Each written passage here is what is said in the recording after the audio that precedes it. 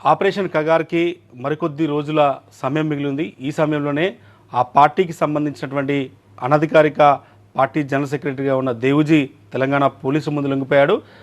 దేవుజీ లొంగిపోయిన తర్వాత తెలంగాణ రాష్ట్ర రాజకీయాల్లో అనేక కీలక చర్చలు జరిగాయి. ముఖ్యమంత్రితో భేటీతో సహా దేవుజీ ఏం మాట్లాడబోతున్నారు, దేవుజీ తెలంగాణ ప్రజలకు ఏం చెప్పబోతున్నారన్న పెద్ద చర్చ జరిగింది. ప్రస్తుతం TV9తో మాట్లాడడానికి దేవుజీ అలియాస్ తిప్పిరి తిరుపతి రెడీగా ఉన్నారు. ఆయనతో మాట్లాడదాం. మీరు ఎందుకు లొంగిపోయారు? దానికి జవాబు ఇచ్చే ముందు ఒక వివరణ ఇస్తాను. ఫస్ట్ ఏంటంటే జనరల్ సెక్రటరీ అని అన్నారు కదా నన్ను.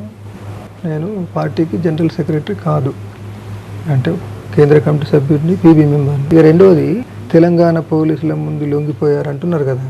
మేము లొంగిపోలేదు, నేను కానీ మిగతా వాళ్ళు కానీ లొంగిపోలేదు. కానీ దేవుజీ అసలు సరెండర్ కాలేదన్నది, ఆయన అరెస్ట్ అయ్యాడన్న ఒక వార్త కూడా ఉంది. మీరు పోలీసులకు అరెస్ట్ అయ్యారా? అదే, అందుకే మేము చెప్పదలుచుకున్నది ఏంటంటే, వాస్తవంగా మేము ఈ కగారు దాడులు, కగారు యుద్ధం చాలా తీవ్రతరంగా కొనసాగుతున్న స్థితిలో, ఒక చివరికి అనివార్యమైన స్థితిలో వేరే వేరే ప్రాంతాలకు వెళ్ళి, కొద్ది కాలం పాటు వేరే వేరే ప్రాంతాలకు వెళ్ళి అక్కడ రక్షణ తీసుకొని పార్టీని సమన్వయం చేసుకుందాం అని చర్చించుకొని మేము వేరు వేరు ప్రాంతాలకు వెళ్తున్న క్రమంలో తెలంగాణ పోలీసులు అరెస్ట్ చేసింది. కాబట్టి అరెస్ట్ చేసిన స్థితి లోపల చెప్పింది ఏంది, చంపాలనుకుంటే చంపచ్చు, మీరు ఇప్పుడు అరెస్ట్ చేసిన స్థితిలో మీ చేతులు ఉన్నప్పుడు చంపచ్చు అనేది.